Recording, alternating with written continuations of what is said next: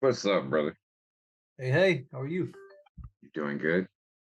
All right. Awesome. Tell me about I love how it's be all in, but it's ballin'. And I've It's seen the both. word all right, I've seen the word ballin' my entire life, but I never thought be all in. How'd you come up with it, man? Yeah, it's actually my friend's brand. Be all in and ball in. Mhm. Um, kind of the same. So it's like you're either all in on something or you're not. So just be all in. But if you can be all in, you can be balling too. My brand is Rich Nerd, which is this. Yeah. You need a nerd to help you become rich, is the concept. I like that, man. I like Yeah. that. Then I When got did the back. The back. heck yeah, man. I mean, it's just splashed Yeah. right there. Yeah, right there. Big neon green letters and shit. That's awesome, man. I'm working Yeah, on yeah. some polo designs for myself as well. I'm gonna have a logo on one collar, and Mhm. then it's gonna say Rich Nerd on the side like this Nice. instead of here. Nice. Yeah, this logo right here that's in the bottom corner of my screen. It's funny, it was an accident. And so I have this graphics guy, and he's a great graphics guy, and he never follows instructions. And every single time I have him do a job, we always have to do it and redo it because he doesn't follow instructions. But I mean, he's a great guy, he does great work.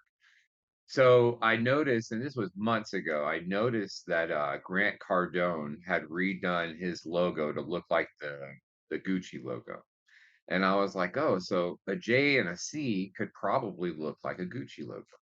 And Oh, so I had one of my guys do the J and the C in a Gucci logo. And I'll probably like superimpose it here so everybody can see it when they watch this.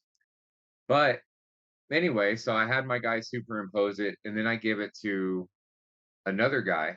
Um, and I'm like, hey, we need this for our letterheads. We need it for all this, everything. I need you to take this design and implement it on these things. And he's like, okay, brother, I got it.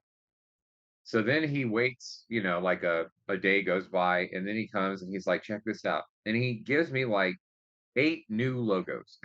I'm like, this is not what I asked for at all. I asked for, but I'm looking at these logos, and these logos are actually now these symbols on my website that represent values that we look for in partnerships. Because as I was looking at each one of these individual logos that he made that said JC, each one of them to me represented a character trait of me. And so I was like, it was blowing my mind. But then I ended up using this as my main logo. I've only been using it for a few months now, but now I'm getting some polos, and we have some rings, like some gold rings that were given to our salespeople. oh, And cool. I just think it's very powerful. Yeah, To me, it looks like something that can be known, 5, 10, 20, 50 years from now. And it's JC. I think it's awesome. I like it. It has that similar feel of the Gucci or the Chanel. And the crazy part you say about Grant, because my logo, my real logo for my name is also I can't share screen. I was going to show you. You have screen sharing off. Oh, I have screen sharing off? Let's see, how do I Yeah. turn that on? Click on, you see screen share at the bottom, click on the little arrow and then advanced settings. And then you should see the options. Sharing options. Yeah, I have multiple. Who can share? Hmm. I It forget just which one you says, click. yeah, it says, here we go. All participants who can share. Yeah, All there you go. participants. All right. Look, my first logo looks like Gucci and Chanel. Yeah. Oh, yeah, I like that. I like that. Yeah, so I just took Chanel really and flipped it. Yeah, right. So Yeah, it looks branding by great, man. association. But I don't even use Right. this anymore, but it's just there. Yeah. But anyway, just it's interesting because similar with that one, I like the JC how it is. It's in a circle, Mhm. like superhero stuff. Like this is the point, like kind of superhero-ish. Yeah, I You mean, it's got the R very, in. yeah, Iron Man-ish. Yeah, and so like I have this is one of our old smarter shirts. Think Whenever I fun and be actually smart. Oh yeah. Yeah, whenever I started Smarter, It was actually it was a multi-level marketing company for a holistic brain supplement that I was making and that I was giving to clients, and then we ended up designing a piece of software to launch the brand, and then that ended up becoming the Smarter App Company, eventually Smarter Holdings, Smarter Marketing, all that stuff. But yeah, like I what I have right now is I have a couple of different polos being made that just have the symbol like right here on the breast. And Yep. then I have some where the polo is just plain black, but I have a little one on the sleeve that I'm excited. And then I have a black hoodie where it's like a distressed logo, like that's on the chest, the entire abdomen. It's huge and it's just like faded and tattered and everything. So Cool. what are Yeah. those watches behind you, man? I saw that Oh, you're Yachtmaster. yeah, you're posting some watches online and you post cars and jets and everything. What do you got going on there in Georgia, man? A lot of crazy stuff. So here in Georgia, I partnered up with the jewelry store. I run all the ads for their store. They drive in traffic and everyone's going into the chat bot talking about what kind of watch they want. And so, just pushing that deal over there. So I'm kind of partnered in that whole situation. But it all started from one day just wanting a Rolex. I mean, like, I want to buy one. Let me just buy one. It's time to just buy one. So I could just have that feeling because I use things for the energy, right? That turned into a big business deal. And now this like crazy partnership from just having the idea to just go buy one. Right, Now I don't even have to pay for them. right, It's part of my other deal. Like I just need to be able to wear what I want when I want. And that's even expanding bigger. So I had another person reach out to me from New York. I don't know how everyone's finding me, but they are. And they have they have the largest watch collection in the United States, maybe even the world, but they even sell to people like Drake. So he's like, can you sell $2 million watch? I'm like, I don't know. That's got to post it in my network and see. You just never know. I don't know what my network can do anymore. right. And It then makes me think of go ahead, you said and then please. yeah. Oh, and then that opens up the other door. People start seeing all this stuff, and then I get random messages like, "Hey, I saw you're in the jets. I got these jets for sale. Can you help me?" I'm like, maybe. I don't Right, know. right, Let me see all the details. right, So now I have four for sale. One might have just sold. I just got the text, so we'll see what's going on with that. But and then I got another guy. He's like, I have jets for sale as many as you need, but he's in where's he? Istanbul, so out in Turkey.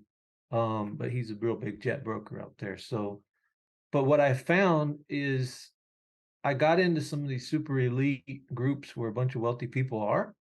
yeah, Um, because I kind of cracked a code. So I'm in some really big Facebook groups, but you're not allowed to get in them unless you can prove you own a Rolex. right. So I'm like, Gotta have the interesting. papers, man. So I've even gone as far as now I made my notebook where I write all my goals is Rolex. Yeah. My pen is also Rolex. Even the freaking paper, Rolex. So I'm using this for energy as well. But I study this book a lot, to be honest. It's an untapped book that people kind of forgot about. I've tried to relicense it. I want to relicense it and push it out Yeah. because what's in it is I think it's better than Think and Grow Rich. Yeah, there's a So lot of gems out there.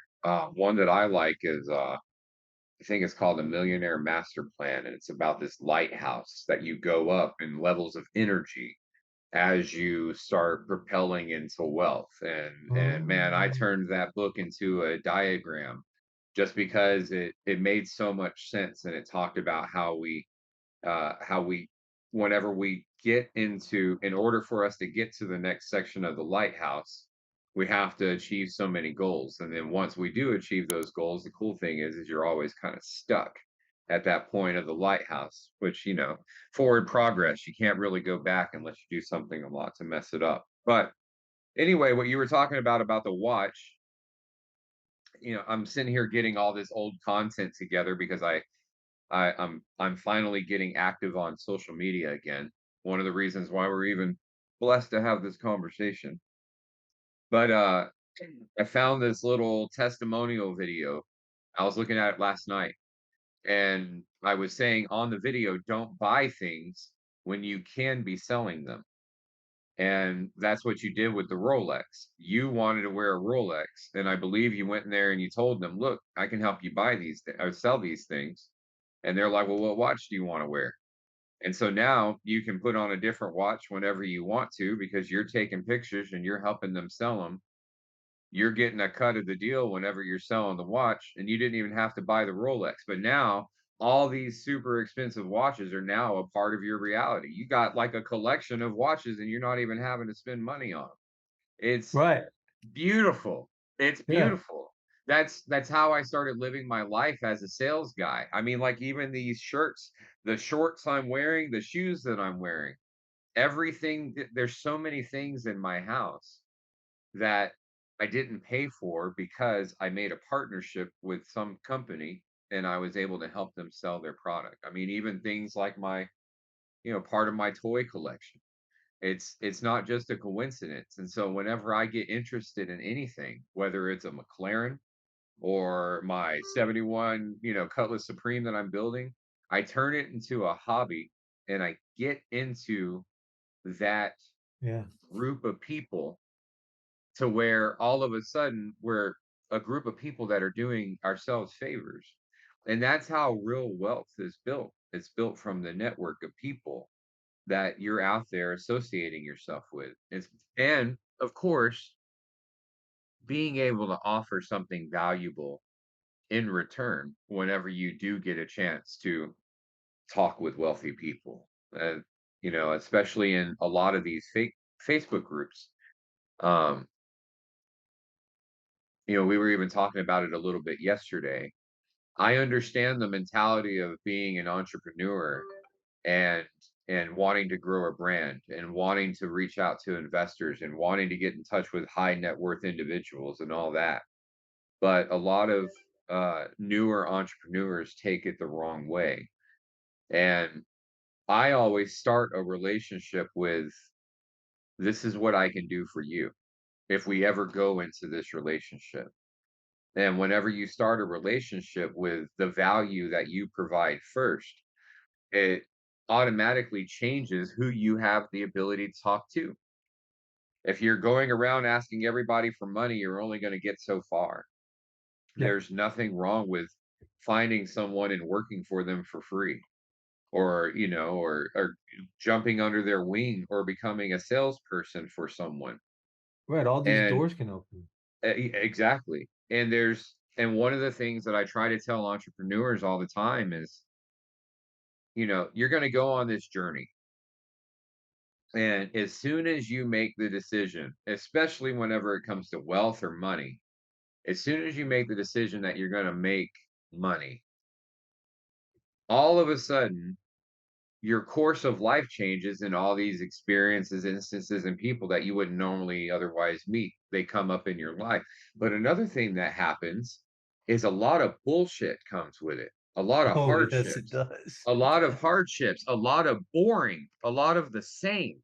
It comes along with it. And that's the stuff that drives people back into their comfort zone to stop moving forward. Is they're like, man, you know what? It's like as soon as I started this journey, I really felt like the devil or negativity or whatever it is that you want to call it starts attacking me. And it's like, well, yeah, it is, because it's testing you to make sure you're ready for that thing, that phone call or that opportunity with that investor.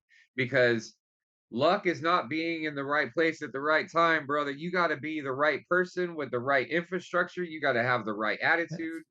There's Yep. so much more that goes into it. Not everybody can walk into a watch store and come out with a Rolex. You know what I mean? Especially with a contract and an ability to, or an agreement, an ability to help people sell their brand.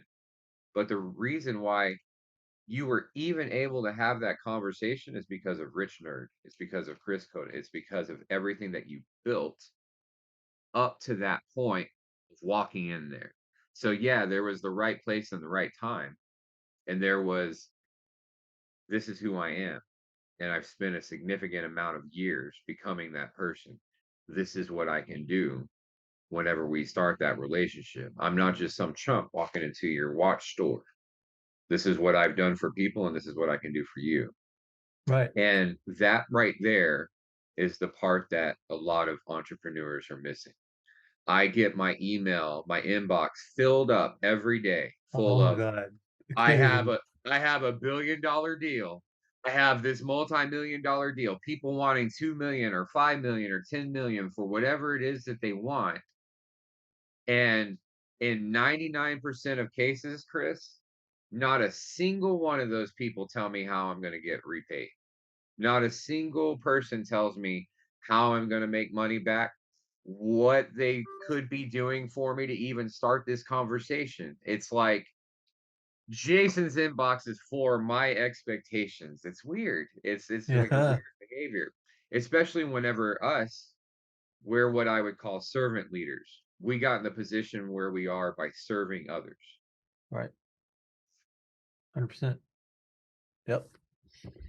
So tell me about you have you have the quantum healing, and it's funny, we were talking yesterday about how we got on the On this phone. thing, the circle thing. Yeah. Yeah. Tell me about it, brother. So this is apparently charged with some sort of quantum energy that has something to do with the EE machine.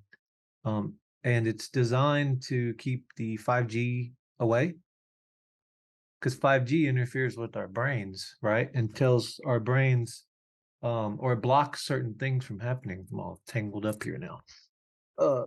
It's gonna choke me is what it's gonna do. So uh this is still new. This is about a week old. I'm trying to pay attention to what happens when I wear it and when I don't. And it seems like it does act as a conduit to allow my thoughts to broadcast the proper signals versus be blocked. Right.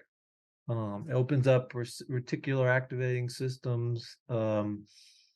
It eliminates fear and doubt. I don't have a lot anyways, but it even makes it stronger. I'm testing out another supplement that a friend of mine, we might white label, I don't know yet, but it's called Instant Clarity. So I noticed when I take this and all this and everything going on, I'm super clear and I can focus. Otherwise, I have major ADD. I want to just do this or go here. I want to go here. I don't even know where to start sometimes. Yeah. So I have to bring myself back to be like, all right, checklist. This, and this is important today. If I at least get that done, I accomplished something, Right. right? But then I'm like looking down all my other stuff. Okay, this deal is possible. This one's possible. This one's possible. How do I who do I connect who with first? Okay, how do I make sure I'm good? All right. They got their NDA, I got my NDA, they got like at least that piece starts to get established. And then I start moving people around and just being like, okay, I'll just monitor what's going on, until something closes or whatever happens, right? Um, and then I'll get this random call. Like yesterday, hey, I got this place for sale in Monaco. If you know anyone that wants to park like 100 million, I'm like, okay, send me a picture. Let me see what they look like. I don't Right. know because I just never know. I just got off the phone with someone right before you.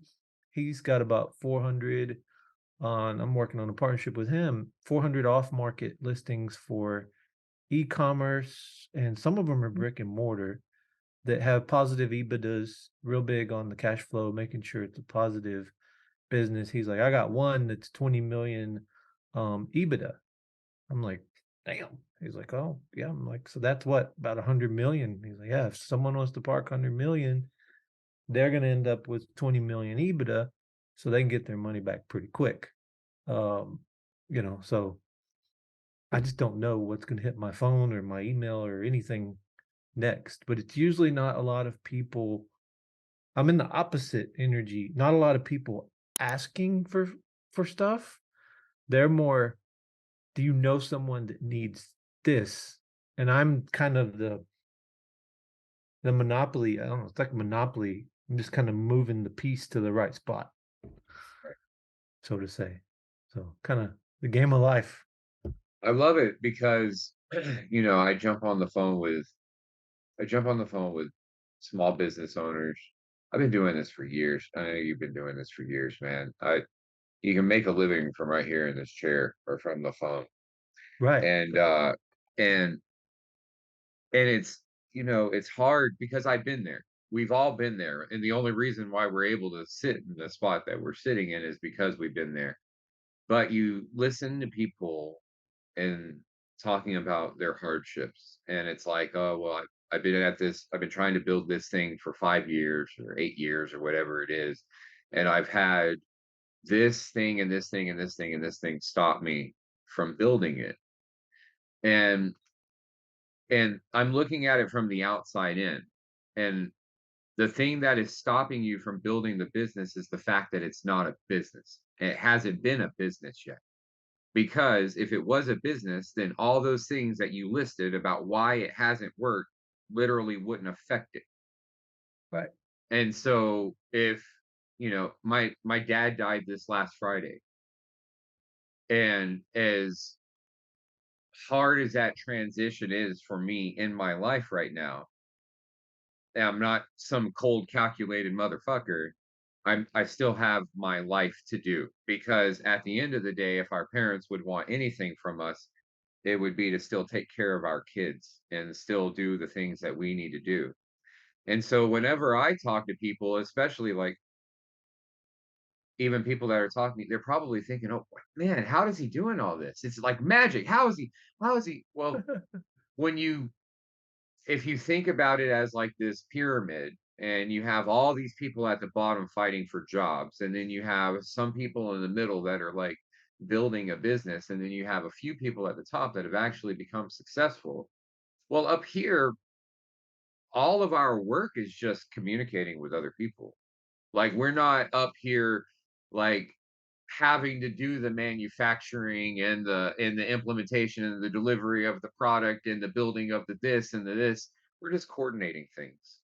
And so once we get to this point, you know, in the last couple of days, I probably had 5 different entrepreneurs ask, like, "How do you even have time to help me?" Because this is how I help people now. It's just communicating and getting to that point. I think that's something that we can all strive for. I know for myself, I prayed for many years to be in this position, to just be able to pick up my phone or be able to check an email and know that income's coming in, and an abundance of revenue. And then you're able to live your life and do your things and go make partnerships with watch stores. I mean, it's so beautiful, Chris. I'm gonna do it today. Like whenever we get off the phone. Um, I'm I'm ready for some nice watches in my life, you know? And even us having this conversation, I used to have a nice little collection. I had I called them timepieces. Yeah. But you know, even now, we met in this room, the founders and funders group, Tim Bird's group, Tim and Damien. Yeah, I And posted that video. yeah, you posted the video. Well, first you posted a listing for a jet. And me and a couple of partners have been looking at going into jets. And That's right. excuse me. And then you sent me this deck about leasing out the jet.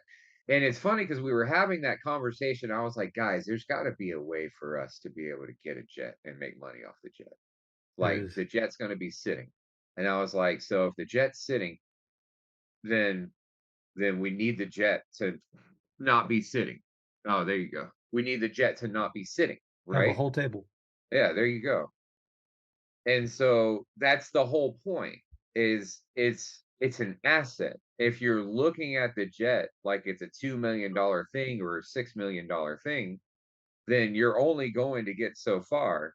And I'm sitting here telling, you know, my guy Jason, my guy Ant, I'm like, guys, we can make money from getting a jet. All we have to do is make the right connection. We just have to find the information or whatever. And I I had that conversation, and then I swear, maybe an hour later, I'm checking my Facebook, and you're in the group, and you posted a picture of a jet. And Tim said, "What's the discount for the group?" And I Oh yeah, said, yeah. "Hey, I'll go in." And then you messaged me. And so then whenever you messaged me, it was racking my brain for days. I'm like, "Who is this guy? Who is this guy?" And then the other day, whenever my father passed away, you posted that video about getting bad energy out of your house, getting things out of your house, out of your life. And I saw that video probably 8 months ago, a year ago, whenever, at this time when I started clearing all this bad shit out of my life. And I started clearing all this bad shit. I don't know if I started clearing the bad shit out of my life because I saw the video, or I started clearing bad shit out of my life, and that's the reason why I saw the video. And then I saw Mhm. this video, and it was reinforcement of it. So then all these many months later, my dad died. And brother, whenever I tell you that the biggest negative thing that was dragging me down, that weight lifted off my shoulders Mm. whenever I thought to myself, Tyrone Criddle is finally dead. And I wasn't talking about my dad. I was talking about the part of me that I have not been able to let go of. The anger and the resentment of this estranged relationship with my father, the relationship that never existed, the relationship that drove me to be the father that I am today and the husband that I am today. And so it's like all Mm. these things start happening at once. Like I make this joke about this jet. I find out that my dad dies. I see this video again, and it's just, and now we're talking. And so I'm looking forward to the relationship that we're building. We started yesterday whenever we finally got a chance to talk for the first time, that led us up to recording this Yeah. content, because it's all the same thing. It's, what is it? Quantum entanglement. Like, now we're sending each other quantum leap, Yeah, GIF files, yeah. because it's quantum entanglement. It's like, let's say that I saw that video in January whenever I joined the group. Well, what happened to me in January, I got attacked with COVID. I was hospitalized. I mean, like, Mm. it took me down for a few months. It was April before I was no longer walking with a cane, bro. And so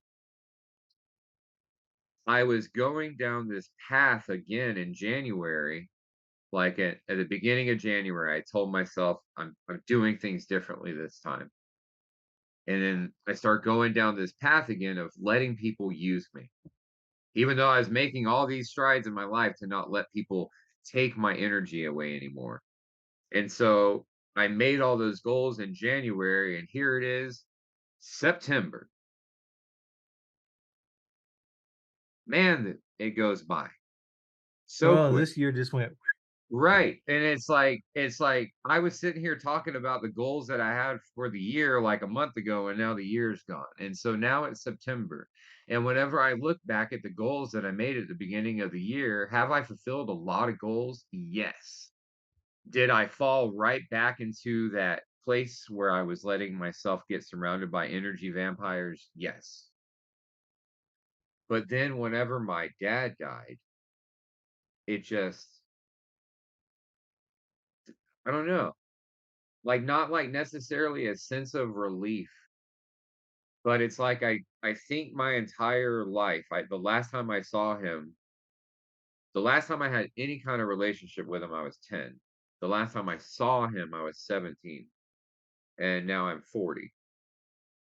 And so part of me was thinking that at some point I'm going to have this talk with my dad. My dad's going to call me. And he's gonna be like, "Son, this is why I was a coward, and this is why I abandoned all my children, and this is why I abused you, and this is all these things, and here's the explanation." And here's your closure to why all this stuff happened. And that call never took place. And it made me realize that that call never took place because my father literally was incapable of being the man that I am. And so it went above and beyond a level of forgiveness, not necessarily a level of pity, but a level of complete understanding of he was who he was. He was a 75-year-old man, and regardless of how I felt about how he abandoned his children or how he did whatever it is that he did,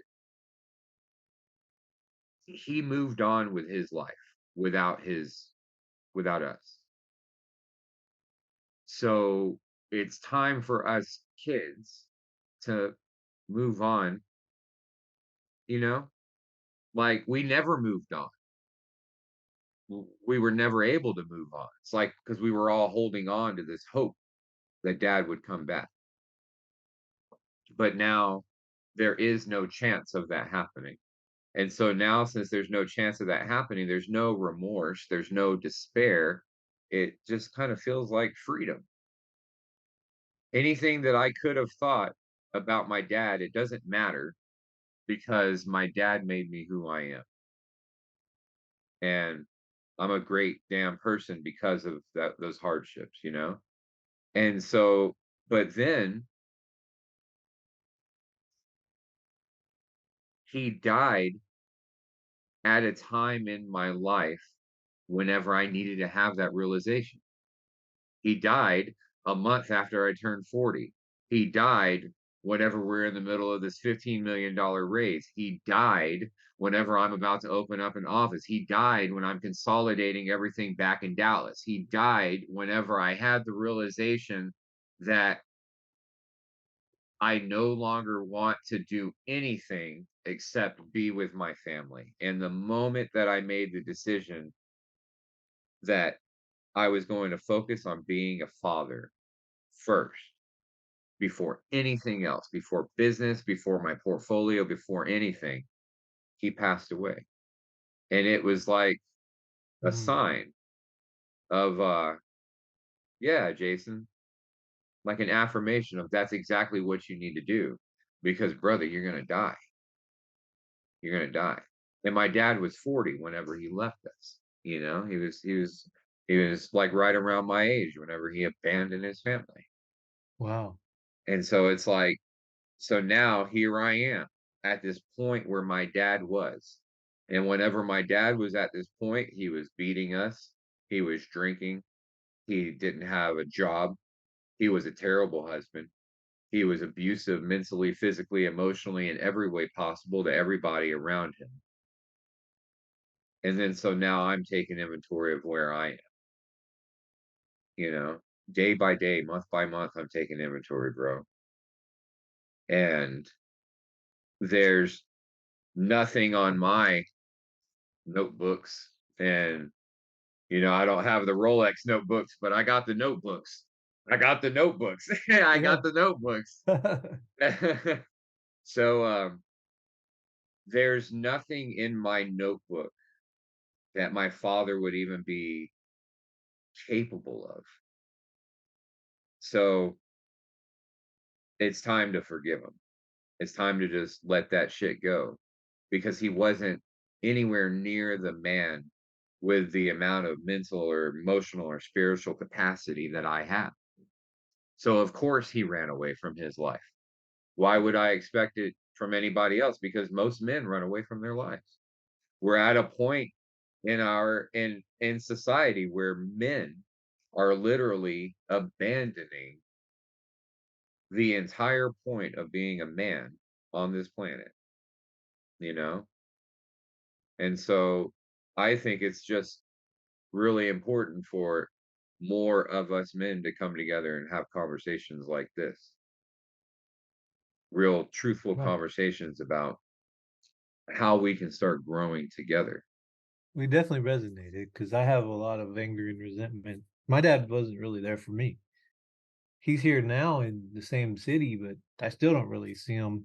I have a whole long story with all that, but and he's always it feels like he's always trying to compete or outdo me or something, or I'm like, why? I like, can I just work with you? Like him and my uncle run these medical clinics and they do what is it, chiropractic and prenatal care, and things of that nature. And I'm like, look, I can help you guys scale this and lead gen or whatever. I just want to be part of the family. And it's like I'm not allowed in.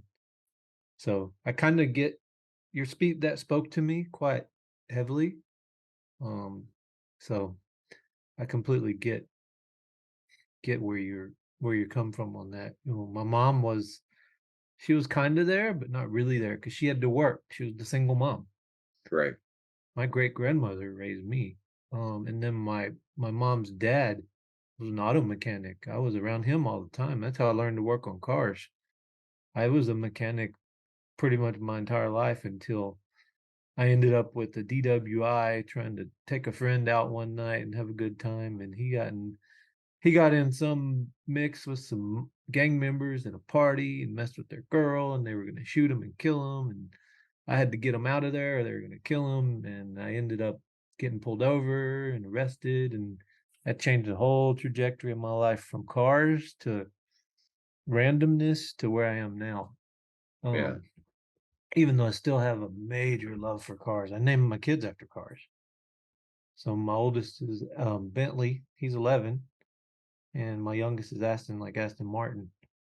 Because my real dream is to drive Indy cars. I want to race. It's just in my blood for some Right. reason. It's just right there. So the movie Gran Turismo we just went to go see, Is it that good? actually made me cry. Yeah. I was like, damn, this is my dream. This kid lives is living my dream. Right. So And then to further touch on the point that we were just talking about, why is that movie being released at this moment whenever we're able to even have this conversation about it? Because that's about to happen for you in your life. And I'm sure the reason why it was so emotional is because you almost felt like the movie was made for you. I did. I really did. I still feel it now. So Right. I did. I was It like, damn. and there's a chance that it was. There's a chance that it was for you and maybe a couple of other people that are ready to become that next generation of drivers. And so that movie was released at the time when you needed the inspiration, when you have readied yourself to be the person that can make it happen. And that's the thing, Chris. Like you went and saw this movie, and now we're having this conversation about Rolexes. Bro, go be a fucking driver. You know what to do. You walk right up to a team and you tell them what you can give them in exchange for being a driver for them. And all it's going to take is you making the decision to look up how you talk to a team. And once you make the decision to look up how to talk to the team, well, you're already broadcasting. So now the universe is going to go, Chris is ready. All right, guys. Chris is ready. The tires are ready. The gas is ready. Chris is ready. Look at you working. Look at you go. There you Bro, go. I There was you go. close. I'm gonna show you something. I was close. I was behind the fucking cars. Well, but I Yeah. don't know what happened. It was the wrong industry. Where is it? This was my client, but they had a divorce and they just messed everything up. So Smart Sanitizer ran the top fuel car for Justin Ashley, the youngest driver that there was. He still drives for them, but I think now it's Phillips. He may have an in, I don't know. This guy had an in, but they made a big crazy mess where I don't even know if I can talk to him anymore. Yeah. He stole probably $1 million from her. Okay. So crazy stuff. But I was on see, AMG Media Group right there. I was on the clothing. I was on the wing of the car. I was close. I felt like this was a trial. at that moment, I'm like, where, how is this it? Am I getting there? Am I right there? Right. Because my logo was right next to one of my indirect mentors, because I feel like I'm exactly like him and we have the same birthday and all that stuff. But Yeah. Marcus Lemonis, Yeah. that's how my brain works. I go into business, I'm like, oh, you're having all these problems. All right. What's going on? Let me watch. That's why it's not working. Right. I've been doing the same thing for years, and I think that's the reason why we're even on the call and why we attracted each other. It's fascinating. It's fascinating to sit down and hear somebody talk about 7 years of hardships whenever you figured it out in the first 5 minutes of talking to them. Yeah. And then once you apply income or just energy or time to whatever it is that they're missing and you cut out all the rest of the bullshit, all of a sudden a business is a business and it's flourishing. And that's just it. And for the most part, it's usually the business owner that's actually getting in the way that their lack of knowledge or understanding, the emotion that they're bringing to the table, one or the other. And so the only reason why we've even been able to make a living is because of being able to find and identify companies that are doing really well, but they're poorly managed. And Yep. as soon as you take care of the management, then all of a sudden everything takes care of itself. Right. Like when you told me what you told me, like some chiropractor was selling a PDF, you took it, acquired it, jumped that up to XYZ. I'm like, what in the world PDF were they selling? Yeah, yeah, That's crazy to yeah, me. yeah. And it's happening on udemy.com. It's Yep. happening every single time somebody writes a digital book. It's happening all around us, and people literally aren't looking at these things. And I mean, that's one of the most fascinating investments that I started looking into in the last 2 years is plugins for all these new things that came out. And so Zoom becomes this huge company whenever COVID happens, right? And so then everybody starts pouring money into the stock market. Well, what happens? Well, eventually that stock comes down, and it has to come down because everybody starts pouring in, everybody's working from home, Zoom starts getting, more revenue, they start getting more market share, then people start going back to work. All those investors, they start selling their stock, everything has to come in. Well, our investments in Zoom have never stopped rising because we never invested in Zoom. I invested in a whole bunch of different plugins that developers are building for Zoom. And so all these Mm, developers around the world have developer tools. They have access to WordPress, WooCommerce, Smarter Commerce, PayPal, all these different pieces that are out there on the internet. And the reason why we're able to build them out substantially is because we allow developers to make income from selling the tools that they are building for our pieces of software. And we're investing in them. And nice. so even though Calendly.com is this huge public traded company, it's also running 100 different apps in its own app store that people are purchasing right now. And none of those are on the stock market. Those are all being run by little companies like the ones that we're helping scale. Right. So there's investments that people aren't thinking about that we are really trying to think about and identify. And especially now, we were talking about it yesterday. We were a merchant processor for so long, and now we started developing this accounting software. And well, we have accounting software. We've had accounting software for years, but we put some AI power into it. And so that's really helping us not only identify where companies are losing money and where they can grow, but it now offers us this ability to build our own stock market, so to speak. Because in the back end of what we're doing, we just see this huge ledger of transactions. Well, we saw a huge ledger of transactions before. The stock market is just a huge ledger of what people, of what stock is selling for. But that stock is selling for, it's based on speculation, it's based on whatever a company is saying that we're worth, it's based on a valuation. But now we have all these transactions that are happening in real time, and we can see where investors can directly inject dollars to increase the revenue from these companies. And so it's completely changed the game about how we're doing business. So now we're even changing our criteria for the kind of customers that we want to bring on, because for years, 95% of people that sign up for any kind of e-commerce, anything online, they do it to process one transaction. They do it because they came up with an idea and they have a person that they can sell it to. They process a transaction. A little bit larger percentage processes 3 transactions a year. Now we're going after companies that are processing X amount of transactions, that are doing a certain amount of business, and we're going to them without with not only being able to say, "Hey, we can save you money on your transaction fees," but we can show you how to scale your business once you come in too.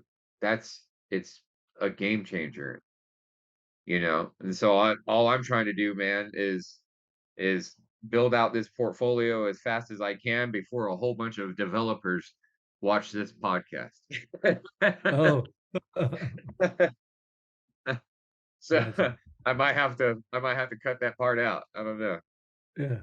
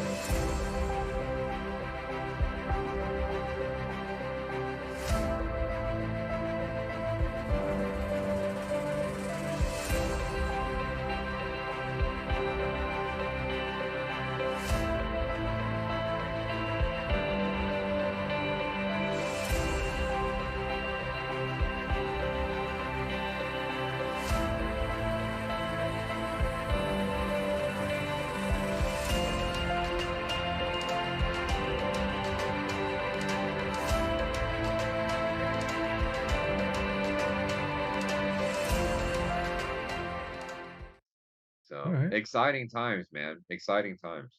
It's real cool. So accounting to do with does it have anything to do with AI and taxes? Yeah, yeah. So I mean, the software that we were already running would be, like QuickBooks or any kind of books that are out Mhm. there that are helping you do profit and loss, get your W-2s together, bring in receipts, and then spit out your taxes and everything.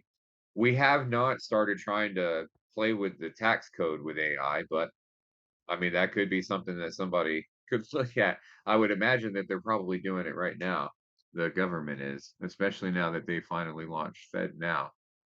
FedNow is going to change the game, man. Oh yeah, did it actually launch? Oh, dude, I want to tell you about something. I need a clip. I need a clip that I can cut out. And this is going to be that clip because I had a conversation about this over the weekend. And this is a profound thing for Americans that we all need to understand. I've been a merchant processor for 8 years. I'm a 40-year-old American man. For as long as I've had a checking account, there have been rules that have been in place, and those rules were broken over the weekend. And it hurts me to think about how many people may have lost their homes or their cell phones, or they're looking at all kinds of late fees and bills and everything. We just had a Mm. weekend with a holiday on the Monday at the start of a new month, and our fees came out on Sunday in the middle of an afternoon. That Mm. has never happened before. Do you know what that means? That means that we are no longer protected by, I can just get some cash in the bank by Monday and everything will be fine. That does not exist anymore. It is gone. Hmm. That means if your cell phone payment was due, if rent was due, if whatever it is that you're just hoping that tomorrow's Sunday, and oh, thank God they can't take out that money tomorrow because it's Sunday. I have until Monday to figure it out. You no longer have that day to figure it out. It's gone. Only with banks or credit unions? Banks, whichever one start adopting it. So I knew there's a whole list on the FedNow website where they show you exactly what banks and credit unions have started adopting it now. Oh, shit. So it's going to change a lot of people's lives. It's something that, at least to me, something that I don't think that a lot of people are thinking about. We've No, always had especially that grace. paycheck to paycheck Right, people. exactly. The grace periods that we ever had that existed in banking are now gone because payments are instant. There's not going to be a at the end of the business day or at the start of a business day anymore. If a company wants your payment to come out at 8:49 at night and you don't have the money in that account, then tough luck. You're going to be hit with all kinds of new overdraft fees or whatever, because Mm. the old way of taking payments from bank to bank was the old uh clearinghouse system. And so, people are like, "Oh, well, the Fed is now taking over the payments." Well, the clearinghouse system was the Fed. The wire transfers are the Fed. It is a federal program that the banks are using to log into to allow these checking accounts to feed to each other, but they no longer have the ties, that hold on the 9 to 5 Monday through Friday thing. It's Oh, instant. interesting. That's not good for yeah, that's crazy. That's not good Okay, for a lot of people. and no one knows this happened. Right. I'm sure they know now, but they weren't expecting it. And nobody it's not like an effect that people were thinking about whenever they launched FedNow. Nobody was thinking about what was going to be people like us. I'm a merchant processor. I'm looking ahead in the future. I'm like, we need to make as much money with payments in the next 3 to 5 years as we can before it becomes instant and it's all owned unilaterally by the government. But Right. then I wasn't thinking about these little effects. FedNow services live. Oh shit. Okay. This is interesting. Wonder if Navy Federal, because I have credit union. I don't really even pay attention to mine because it just automatic all my stuff automatically pays. Nope, they haven't been hit yet. So maybe credit unions aren't there yet. Some Nice. are. Looks maybe military ones. Interesting. Because Navy Federal's military. I don't see them on the list yet. Yeah. That's interesting. Damn, that's not good for a lot of people. Yeah, because you do think, okay, yeah, my money will clear on Tuesday, you know. Right. Yeah. You're like, today's Sunday, Monday's a holiday. I'll be fine until Tuesday. I mean, think about that, dude. People went to bed on Friday night thinking they were going to be okay until Tuesday. And if they had something that came out on Friday night, it came out on Friday night. If they had something it came out on Saturday. It came out on Sunday. It came out on Monday. People went to bed on Friday thinking they had until Tuesday to get cash in their accounts. Bruh, that's crazy. That's life changing and not in a good way. No. Oh So my god. anyway, I wasn't trying to change the conversation, but yeah, I mean, it's definitely something that somebody needs to be talking about. And I'm glad that we had a chance to talk about it now because I'm going to cut this clip out and throw it online so people can see it. Yeah, okay. Um, So interesting. Alright, well, yeah, well, what a downer to the conversation. no, But not those are, really, because now no, that's, it's a it's just a real talk. It's a it's a real talk. problem that needs to be addressed and solved or somehow pushed out so people know about it. This is where viral TikTok videos happen. Right, right, right. I mean, another thing that happened over the weekend, like I've been looking at getting a new Tesla. I've been looking at the Plaids, and then boom, like in a day, the prices of the Teslas dropped like $30,000 I saw less than that. they were selling for at the beginning of the year. And so that's great for people like me that want to get a new Tesla. It's great for people that want to qualify for the tax credit. You know who it's not great for? The dudes that purchased $130,000 Tesla Plaid the day before they made the decision to drop the price. I'd be They are fucking pissed. stuck. I mean, stuck. And it's really funny, Chris, because I was seriously the day before they posted online about the price drop, I was looking at used Teslas. And now every single used Tesla on the market is selling. It's listed for more than you can go and buy a new Tesla for. Oh, I know those people are pissed. I know those people are pissed. Yep. But Well, all of a I've been sudden, looking too. their batteries became cheaper. You know, they've been processing so many batteries, and then this alloy that they're getting, in bulk, it becomes cheaper and everything. And so it's just like technology always becomes cheaper. And so that's something that people aren't really thinking about. Tesla is not a car company. Cars always become more expensive. Tesla is a technology company. Right. Technology becomes cheaper.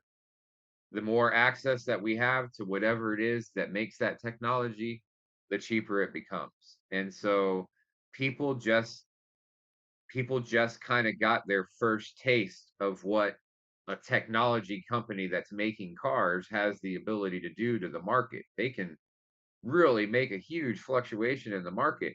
That changes everything for investors that are involved, manufacturers that are getting bills paid and they're expecting Yep. certain amounts. It changes the car prices. And then you put that up there with Fed now, and then COVID. It's like, whoa, what is happening, man? It's like change after change after change after change after change. These They're things trying to are bring just COVID back. right. These things are just hitting us, man. One thing after another is hitting us in the face. Mm. The world is changing so fast, man. That's why So working fast. for yourself is very important. Right. Yeah, Right. because then you can kind of control, be like me, for example, I don't worry about all I worry not worry about, but all I focus on is building the cash flow bigger. My cash flow Right. automatically pays me in my personal bank with me and my wife, but I just focus on making that bigger. So I haven't worried about money in shit, I don't even know. But I learned probably since I met her, because I learned a lot of my money skills through her. Before I met her, I was paycheck to paycheck person because that's what I was taught. She's Japanese. I learned the Japanese culture of money where there is no poor people. It doesn't exist. Right. There are no homeless people. Everyone is medium or wealthy, but they also don't, the rat race doesn't exist. Everyone's not trying to go get a Tesla or Lambo or Ferrari or a big house or something. So watching this night and day difference has changed a lot of the ways I think about things.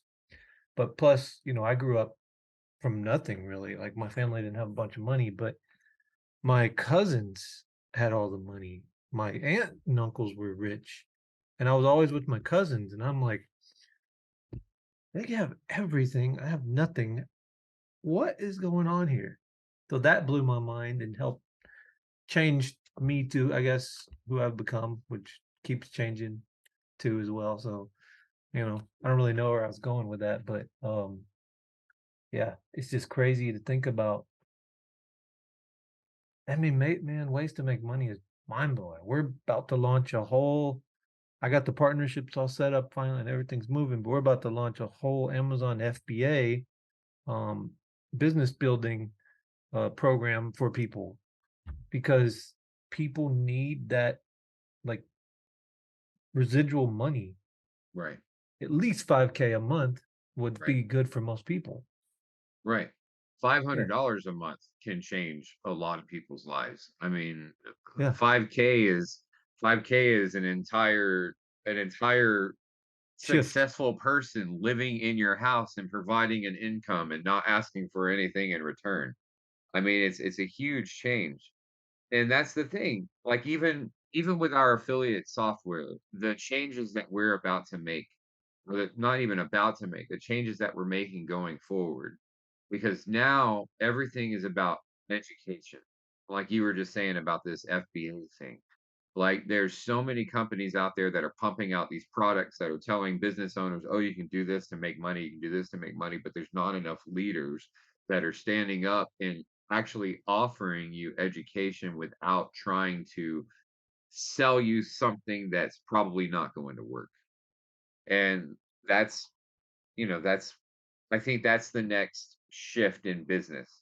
Like the shift that I see coming is not these huge corporate conglomerates anymore. Those big corporate companies, some of them will still be in the backgrounds, but the ones that will remain are going to be the ones that shift their entire ecosystem or their entire infrastructure to support small business owners.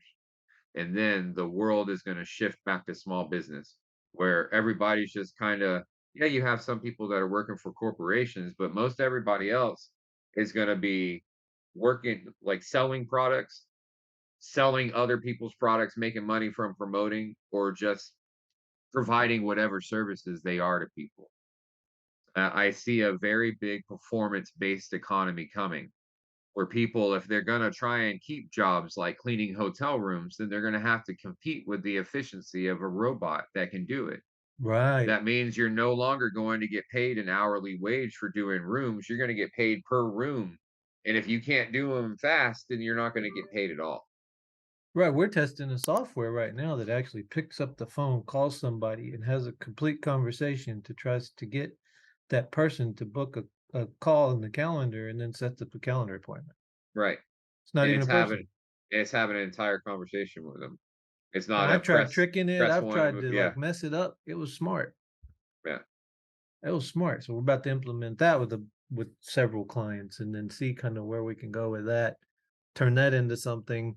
Because And then you're I have gonna a bunch become of a partner with Smarter, and we're gonna move these 400 e-commerce stores over into Smarter. And yeah, start however processing the we transactions for them. We're gonna run yeah. the AI accounting on those stores, and we're gonna scale them. I mean, I'm game. I just need sky's to the know limit, more dude. about that. Yeah, sky's the limit, bro. I just need to know more about that and like what kind of stuff you're looking for. So if I come across something, someone says something, I'm like, oh, I need to connect you with Jason. Yeah, yeah, Yeah, yeah. I'll give you all the criteria to everything we're looking for. So, yeah, cool. bro. Let's call it a day on this call. And get back to life and keep talking. You got that folder that I sent you access to. Just kind of look in there and then No, I don't think you did. Did you? yeah, I believe Or I didn't so. get an email notification. Hold on, my Gmail. Let me Let me double make check sure I because I was looking for it.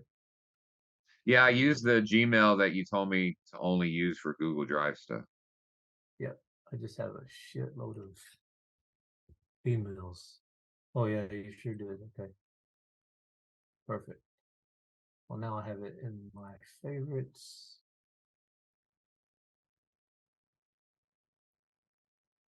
Okay, okay. Smarter holdings, earn an average.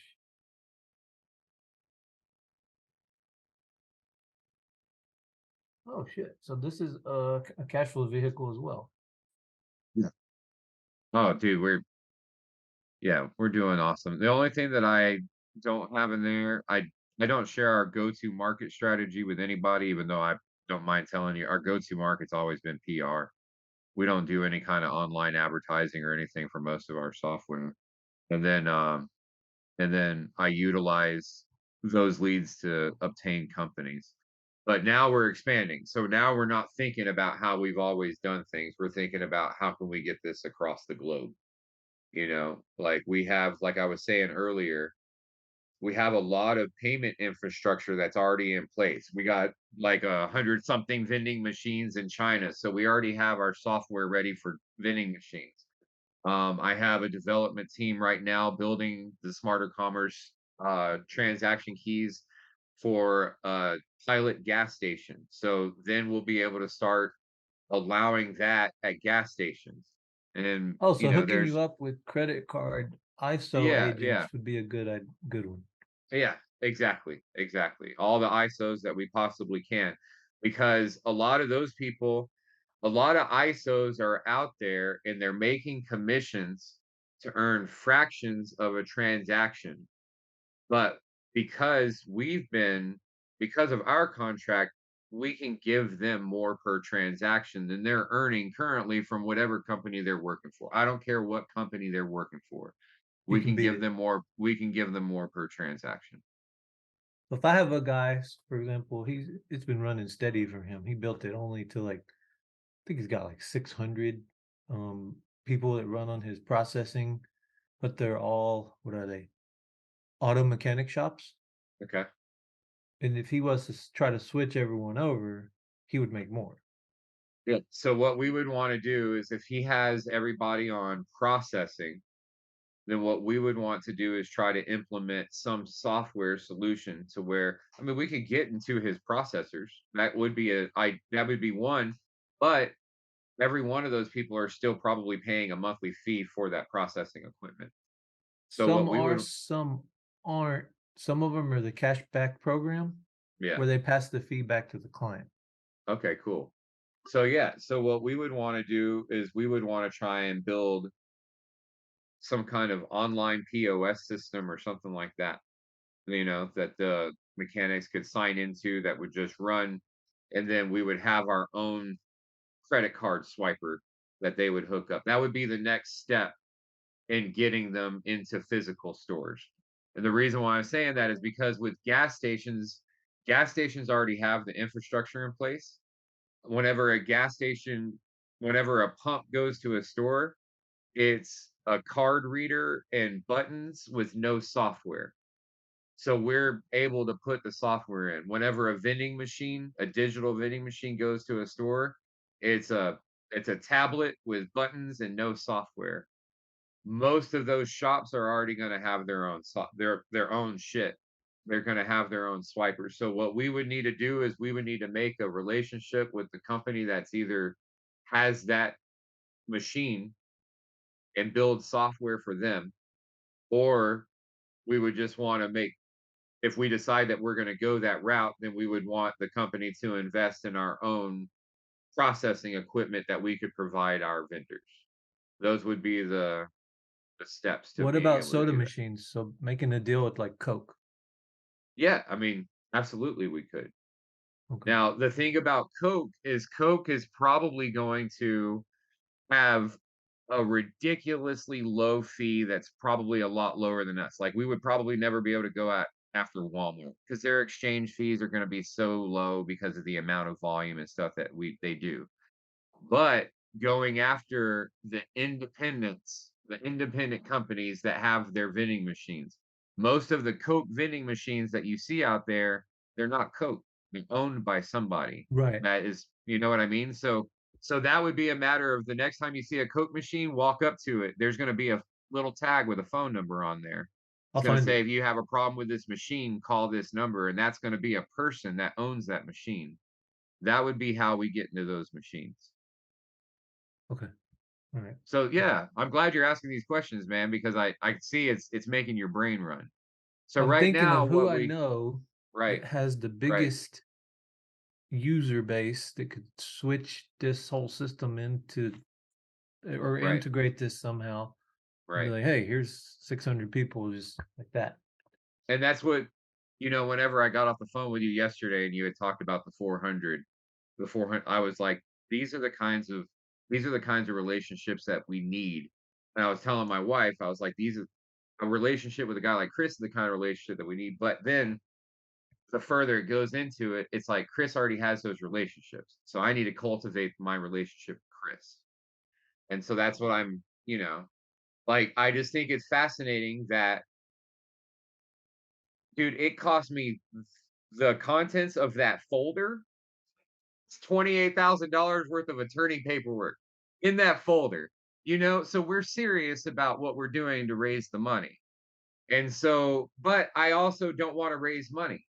I'm thinking about it differently because now we're about to get to a point where we're never going to need investment dollars, but I want to build an investment firm. And that's what I've always wanted. So that means that the investors that are coming in are not people that need our money. They're people that we want to do business with. And so that's the way that I'm thinking about it now. In the past, anytime that I've raised money, all you always end up with is investors that are saying, "Where's my return? Where's my return?" Well, the cool thing is now we can put on paper to the day and the penny when you will receive your return and exactly how much it is. Everything is so predictable in our algorithms now, it's ridiculous. So now that we're at that point, I can be choosy, right? It's like whenever you first started your when I first started my landscaping company, I was taking on any customer that I could until I got to a certain point. Then I got rid of all the customers that wouldn't pick up their dog shit. You know what I mean? Because it's like we're scraping dog shit out of our Oh lawnmowers. God. But it's like, well, once we get to a certain level of income, well, we don't have to deal with their dog shit anymore. And so then you make another level of income, and it's like, well, what kind of customers can I get rid of now? And so that's where I am in my life right now. I just finished buying out the shitty investors that I brought into my life, and now they're gone. And the only people that I have left are my investors who have always supported me, the investors that have always called me and said, "Hey, Jason, do you need some cash? Hey, Jason, do you need a connection? Hey, Jason, what do you need?" The investors that whenever you say, "Hey, Jason, I got an investor for you. He wants to talk," I can go and grab Rodney or Jason or Laura and I can put them on the phone and they can talk about the relationship that we've had for years. Not well, that and then, there's all this stuff that they can see online whenever they Google me. There's all that too. But the whole point is I'm thinking about things differently now, man. I'm thinking about relationships Oh yeah. that only work symbiotically. Reciprocal. And yeah, exactly, man. And I'm thinking the same way with investors. And so if we have anybody, if whether we have somebody that's putting in 5 grand or we have somebody putting in 50 grand or 500,000, that person needs to want to come into our infrastructure and support it in whatever way they can, just in a way that you and me would. You know, I anytime that I've ever invested in anything except for Bitcoin had a part of it. And that's the kind of investors that I'm looking for now. Real teammates. I don't I don't need 50 little investors. I want about a dozen people or so that actually want to turn this into this multi-billion dollar payment thing that we can. There's no reason why we can't be as big as PayPal in the next 3 to 5 years just because we have a better product than PayPal. And so if we hit this as hard as we can with the right people, then we can make this huge, make as much money as we can from payments. In a few years, whenever FedNow is processing everything, it won't matter anymore because we'll already all be rich. We'll have all kinds of other projects and other sources of revenue and everything. But the thing that I like the most about Smarter is the fact that it is a backbone to everything that we're doing. So no matter what companies we have in play, like Smarter can be a pass through for them. And so we need to, Okay. get our brains I'll together and try to put it everywhere we can. I'll have to look at these documents and stuff. So and figure out kind of some ideas and then okay. How would someone like me make money? So the easiest way, or you mean like just an average person coming in, or you and me if you came in as a partner? Like if you and me Uh, partnered up, started working together. kind of all the above. Like I'm thinking of who I can introduce. Okay, how do I get them over here to meet Jason I and would give team? you I would give you a simple associate agreement. It's a couple of pages. It's basically a vesting agreement. Um, there's 2 of them. One, in order for me to legally do everything via the SEC, and you know this, I have to make you an owner in the company. Like, you're not a Mm, broker, you're not a licensed broker, you can't go out and legally sell equity in companies. And since we might be a public company one day, we wanna make sure that we're doing everything legit, right? Because they'll come back and they'll look at it. So, right. the way for me to be able to do this for you legally is I'm gonna make you an owner of the company. I would give you an equity percentage of the portfolio. You would be signing a piece of paper that would say, that you're gonna help me raise some funds and sell some software, just the same thing that every other partner is signing. In exchange for that, you're going to get one piece of equity, 1% of equity. That percent of equity is worth $962,000 and some change right now. But then you make those introductions. That first introduction, the second introduction it doesn't matter. It would vest you into that piece of equity. It doesn't matter. So The second agreement is the commission agreement, or we call it the remuneration agreement because we don't make commissions. We don't make the commissions off of the sale of the security. What we actually do is we take the investor dollars and we re-put that into customer acquisition, and then whatever scaling processes these new companies that are coming into the portfolio need. You would get paid based off of those future projections. That's how we word it legally. But in reality, you're getting paid a commission from the investor. So we have two different products that we're selling them right now. We have some common stock that's selling for $10 a share. You get paid 10% of anything that you sold. And then we as opposed to 2 or 3% like every brokerage firm or anything like that offers. And then we have a convertible note product that we've been selling for about a dozen years. It allows an investor to come in for a couple of years and then get out. They earn an interest rate based on a table. All the information is in that folder that you'll see. But we a lot of investors like the convertible note just because we can tell them this is the day that you'll be exiting. And then that in whatever amount we write on that piece of paper based on the term and the amount that they invest, that's the amount that they're getting back plus their principal. The stock we haven't purchased. Well, I've purchased out my shitty investors of their stock, but our stock, we're just letting the stock price rise. So we're not looking at an exit for stock right now. We started selling stock at like 50 cents a share back in 2015, but it's about to hit $11 a share. All that information is right there in the folder. So those are the two products. You would come Okay. in as an associate. You would basically be making between 5 and 10% of everything that you sold, depending on the milestones that would be in the paperwork. If it's something you're interested in, then I'll have the paperwork drafted up, bro. You won't lose anything by signing it. I want to tell you that. I want you to be under the understanding right now that the only thing that I'm doing on the paper is I'm offering you something, and if you are able to help me, then you get what I'm offering you. You don't lose anything by signing it. You're not involved in any taxes, you're not liable of anything. If you don't follow through on whatever we sign, nothing happens. All right? Right. All right, brother. All Okay. right, man. Well, Yeah, let's because end this I'm call and thinking then private jet industry, they're dude, selling I'm like thinking million so dollar jet much. cards. Dude, I'm thinking so much. Like exactly what you just said. Like a credit system for jets, for charter jets. Instead of us just focusing, it's easy to focus on whenever you sent me the thing about the charter jet, I was thinking, oh man, that person that makes the jet, they can make a lot of money. But then I was thinking, what if we put together a system that would directly allow the person that owns the jets to get the income, not some management company that's being a pass through? It's like, how do we do this? So we would need some kind of infrastructure where a pilot could go in and make an account and they could say, I'm a pilot and I'm ready to fly.